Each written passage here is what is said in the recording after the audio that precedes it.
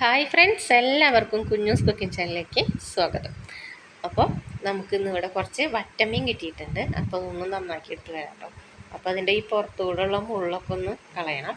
അപ്പോൾ ഞാനതൊക്കെ ഒന്ന് നന്നാക്കി എടുത്തതിന് ശേഷം ഒരു പാൻ അടപ്പത്തേക്ക് വെക്കുന്നുണ്ട്. ഇതൊന്ന് ചൂടാകുന്നതോട് കൂടിയിട്ട് ഒരു 6 ടീസ്പൂണ് വെളിച്ചെണ്ണയാണ് ഒഴിച്ചു കൊടുക്കുന്നത്. വെളിച്ചെണ്ണ ചൂടാകുമ്പോൾ 1 ടീസ്പൂണ് കടുക്, ഒരു 1/4 ടീസ്പൂണ് ഉലുവ, പിന്നെ ഒരു 6 വറ്റൽമുളക് നടുകെ പൊട്ടിച്ചതും, കറിവേപ്പിൻ്റെ ഇലയും, പിന്നെ അതിലേക്ക് ഞാൻ ഇഞ്ചി വെളുത്തുള്ളി ചതച്ചത് 2 ടീസ്പൂണും ഒരു 2 ചെറിയ സവോള ഇട്ടിട്ട് നല്ലതുപോലെ ഒന്ന് ഇളക്കി കൊടുക്കുന്നുണ്ട് കേട്ടോ.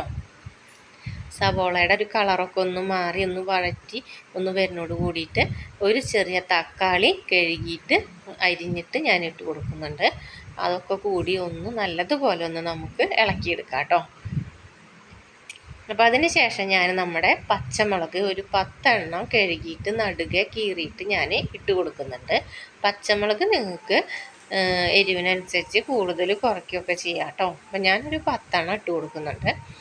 നല്ലതുപോലെ ഒന്ന് ഇളക്കി കൊടുക്കുക. 1 ടീസ്പൂണ് മഞ്ഞൾപ്പൊടി ഇട്ട് കൊടുത്ത് ഇളക്കിയതിന് ശേഷം ഒരു 3 ടീസ്പൂണ് മുളക് പൊടി, 3 ടീസ്പൂണ് മല്ലിപ്പൊടി ഞാൻ ഇട്ടിട്ട് നന്നായിട്ടൊന്ന് മൂപ്പിച്ച് ഇളക്കി വെച്ചിട്ടുണ്ട്. അതിലേക്ക് ഞാനിത് ഈ കാണിച്ചത്ര വാളംപുളി എടുത്ത് നന്നായി പിഴിഞ്ഞ് അതിൻ്റെ വെള്ളമൊന്ന് ഒഴിച്ചു കൊടുത്തിട്ട് നല്ലതുപോലെ ഒന്ന് വീണ്ടും നമുക്ക് ഇളക്കിയിട്ട് ഒരു ഗ്രേവി രൂപത്തിൽ നമുക്കൊന്ന് തിളപ്പിച്ചെടുക്കാം കേട്ടോ.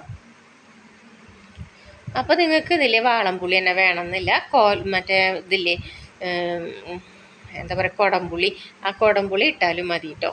അപ്പോൾ കുടംപുളി എൻ്റെ കയ്യിൽ സ്റ്റോക്കില്ല, അത് കാരണം ഞാൻ വാളംപുളിയാണ്, നമ്മുടെ സാധാ കോൽപ്പുളി പിഴിഞ്ഞിട്ടാണ് ഒഴിച്ചിരിക്കുന്നത്.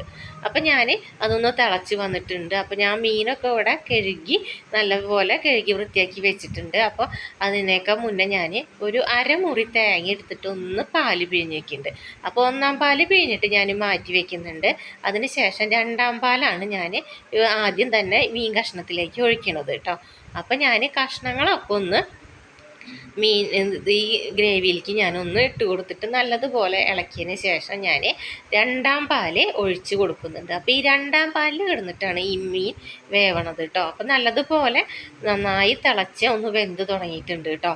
അപ്പോൾ സാധാ നമ്മൾ 1-ാം പാല് പിഴിഞ്ഞിട്ട് ആ നാളികേരത്തിൻ്റെ പീര ഒന്ന് കളയില്ലേ നമ്മൾ, ആ കളയണ നേരം നമുക്ക് ആ പീരനെ ഒന്നും കൂടി അടിച്ചെടുത്തിട്ട് 2-ാം പാലിൻ്റെ ആ വെള്ളത്തിൽ മീനിട്ടിട്ട് വേവിക്കുമ്പോൾ സാധാ വെള്ളത്തിൽ ഇട്ടിട്ട് വെന്തേക്കാളും നല്ല ടേസ്റ്റ് ഉണ്ടാവും. അപ്പോൾ എല്ലാവരും ഒന്ന് അങ്ങനെ ചെയ്ത് നോക്കണം.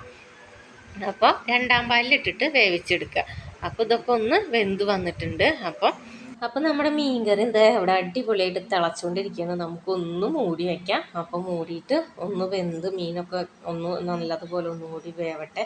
അപ്പോൾ ഇതിങ്ങനെ ഉടഞ്ഞു പോകണ മീനൊന്നല്ല, നല്ല കരിമ്പ് പോലെ ഇരിക്കണ നല്ല മീനാണ്. പിന്നെ നല്ല ഫ്രഷ് മീനാണ് കിട്ടിയിരിക്കുന്നത്. അപ്പോൾ കുറച്ച് ഉപ്പിൻ്റെ കുറവുണ്ട്. ഞാനതൊന്ന് ഉപ്പിട്ടിട്ട് നല്ലതുപോലെ ഒന്ന് ഇളക്കി കൊടുക്കാം. ഉപ്പിട്ടുണ്ട് വെച്ച് കഴിഞ്ഞാൽ മീൻ കഷ്ണത്തിൽ അവിടെ ഇവിടെയും പിടിക്കും. അപ്പോൾ എപ്പോഴും നല്ലതുപോലെ ഒന്ന് ഇളക്കി കൊടുക്കണം കേട്ടോ. അപ്പോൾ ഇതേ നമ്മുടെ മീൻകറി ഇവിടെ റെഡി ആയിട്ടാണ് ഇരിക്കുന്നത്. അപ്പോൾ അത്യാവശ്യം വറ്റിയിട്ടൊക്കെ ഉണ്ട് 2-ാം പാലിൽ കിടന്നിട്ട്. ഇനി നമുക്ക് 1-ാം പാലും കൂടി ഒന്ന് ഒഴിച്ച് കൊടുത്തിട്ട് നന്നായിട്ടൊന്ന് തിളപ്പിച്ചിട്ട് ഒന്ന് വറ്റിച്ച് ഒന്ന് എടുക്കാം കേട്ടോ.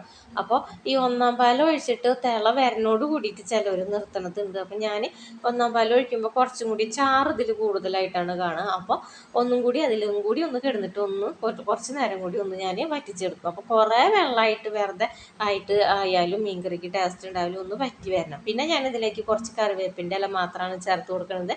വേറെ ഉള്ളി കാച്ചിയ കാര്യങ്ങളൊന്നും ഞാൻ ചെയ്യണില്ല. അപ്പോൾ ഇത്രയേ ഉള്ളൂ. അപ്പോൾ എല്ലാവരും ഒന്ന് ട്രൈ ചെയ്യണം കേട്ടോ. വളരെ ടേസ്റ്റി ആയിട്ട് നമുക്ക് ഇങ്ങനെ തയ്യാറാക്കാം കേട്ടോ. അപ്പോൾ നാളികേരപ്പാലിൽ ഇതുപോലെ ഒന്ന് 1-ാം പാലും 2-ാം പാലിലൊക്കെ ഒന്ന് വറ്റിച്ചിട്ട് എല്ലാവരും ഒന്ന് ചെയ്ത് നോക്കണേ. Okay, thank